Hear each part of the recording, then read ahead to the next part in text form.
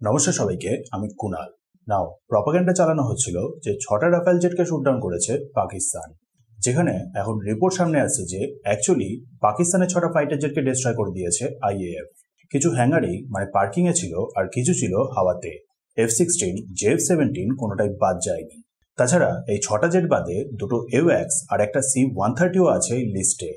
যাই হোক, রাফেলের যখন কথা হচ্ছে, পাকিস্তানের সাথে কনফ্লিক্টটা চলাকালীনই ভারতের তরফ থেকে আবার অর্ডার করা হয়েছিল আরো 26টা রাফেল নেভির জন্য।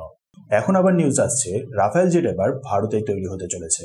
ডাসল্ট এভিয়েশন ভারতের টাটা অ্যাডভান্স সিস্টেমের সাথে একটা ডিল করেছে। ডিলটা হলো হায়দ্রাবাদে ওপেন হবে একটা ম্যানুফ্যাকচারিং প্ল্যান্ট রাফেলের ফিউজলেজ তৈরি করার। ফিউজলেজ হলো যে কোনো এয়ারক্রাফটের মেন বডিটাকে বলা হয়। ফাইটার জেটের ক্ষেত্রে আবার ফিউজলেজের মধ্যেই থাকে ককপিট। ভারতে এবার রাফেল জেটের এই ফিউজলেজটাই তৈরি হবে। যে কোনো ফাইটার জেট ম্যানুফ্যাকচার করার সব থেকে হার্ডেস্ট পার্ট হলো ফাইটার জেটটার ইঞ্জিনটা তৈরি করা।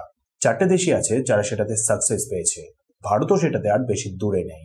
বাট এই ইঞ্জিনের পরেই নেক্সট মোস্ট চ্যালেঞ্জিং পার্ট হলো ফিউজলেজগুলোকে তৈরি করা। ফিউজলেজের সাথেই তারপর বাকি পার্টসগুলো পরে অ্যাসেম্বল হয়ে তৈরি হয় একটা ফাইটার জেট। এতে সুবিধা হবে, ভারতে যেহেতু রাফেল জেট ইউজ করছে, তাই এক্সিস্টিং কোনো জেটে ফিউজলেজে কোনো প্রবলেম হলে ইজিলি সেটাকে চেঞ্জ করে নেওয়া যাবে ভারতেই। সাথে ফিউচারে ভারতের আরও রাফেল জেটের দরকার পড়লে তাড়াতাড়ি সেটা অ্যাসেম্বল হয়ে তৈরি হয়ে যাবে।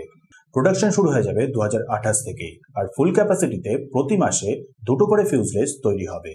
এটা ছাড়াও দাসল্ট এভিয়েশন ফ্রান্স ছাড়া আর কোনো দেশে এই ফিউজলেজগুলোকে ম্যানুফ্যাকচার করে না। ভারত হবে সেকেন্ড দেশ।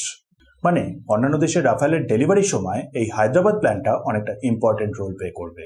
ভারতের আরও একটা সুবিধা হবে, সুখোই 30 ক্ষেত্রে যেমন পুরো জেটটাই যেহেতু ভারতে ম্যানুফ্যাকচার হয়, তাই ভারত ইচ্ছে মতন করে সেটাতে মডিফিকেশন করতে পারে। ইন্ডিয়ান মিসাইলগুলোকে সুখোই 30 জেটগুলোতে ইজিলি ইনস্টল করা যায়। রাফেল জেটগুলো যদি ভারতে ম্যানুফ্যাকচার হতে থাকে আর টেকনোলজি ট্রান্সফারের যেহেতু কথা চলছে, তাই ফিউচারে হয়তো রাফেল জেটগুলোতেও ইন্ডিয়ান মিসাইলগুলোকে ইনস্টল করা যাবে। অন্যদিকে রাশিয়া আবার অফার করছে Su-57 জেট। ভারতেই প্রডিউস করতে দিতে রাজি, সাথে টেকনোলজি ট্রান্সফার আর সোর্স কোডও শেয়ার করবে। ভারতেই তৈরি হচ্ছে আবার AMCA 5.5 gen advance combat aircraft, যার জন্য আবার চেষ্টা চলছে ইঞ্জিনটাকেও ভারতে তৈরি করার। মানে পুরো জেটটাই হবে ইন্ডিজিনাস। বুঝতেই পারছেন ইন্ডিয়ান এয়ারফোর্স কোথায় পৌঁছতে চলেছে।